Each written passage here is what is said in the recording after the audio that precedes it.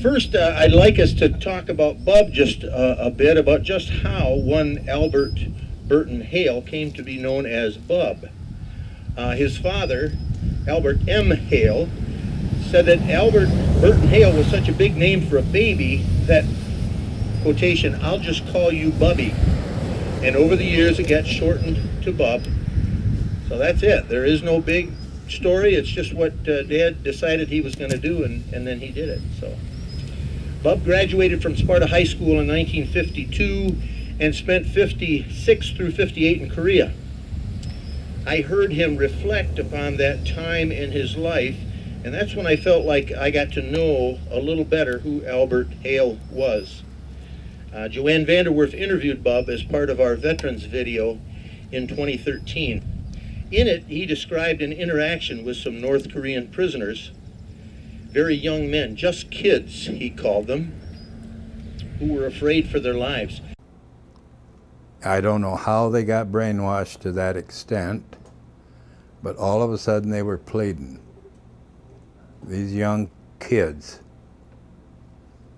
pleading. For their life. Yeah. They thought we were going to kill them. Yeah. They'd bring out their pocketbooks. Me, Papa's on me, have children. No shoot, GI. Why is this marker and flagpole located here at Myers Schoolhouse Museum? I think most of you know the story to that. For the complete story, I would invite you to go to spartahistory.org and listen to what Loretta Bristol Bond has compiled.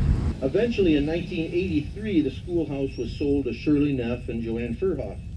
Wishing to honor its historical significance, the retired Sparta teachers had the dream of transforming it once again into an active one-room school. They always focused on the clear goal to provide a rare opportunity for school children and the public to step back in time. They eventually furnished it with items donated by community members and also those items that they purchased themselves.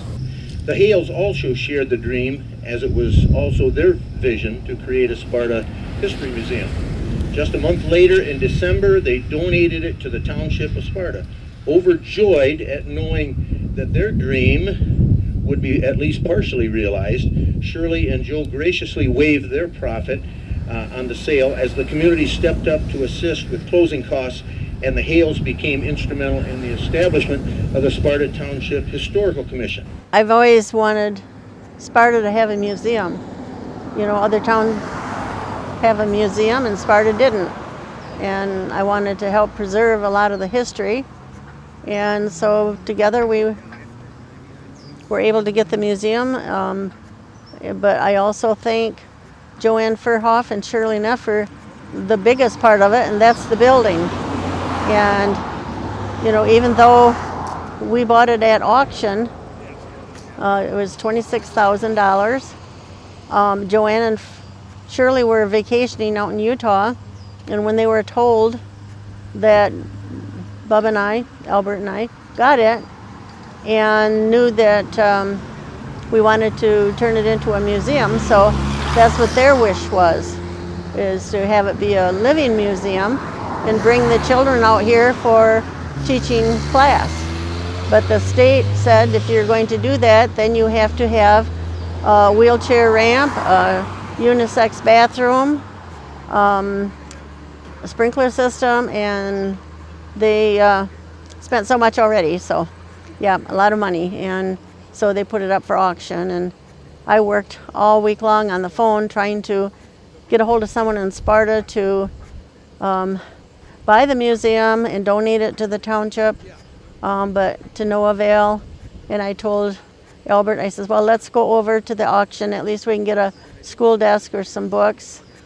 And so we did, and we got right to the front door, and there was Jim Lyles, the realtor, and he says, Bub, you got $1,000 on you? He says, yeah, Jim, like I carry that kind of money. And he said, you got a check? I know where you live. Write a check. He says, there's only 2 people bidding on the building.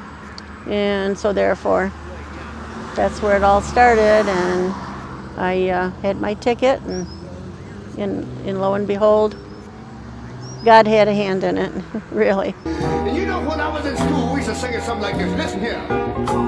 Oh, beautiful.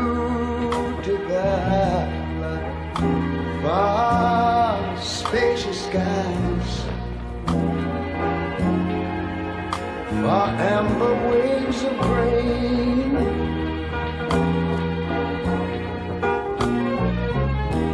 for purple mountains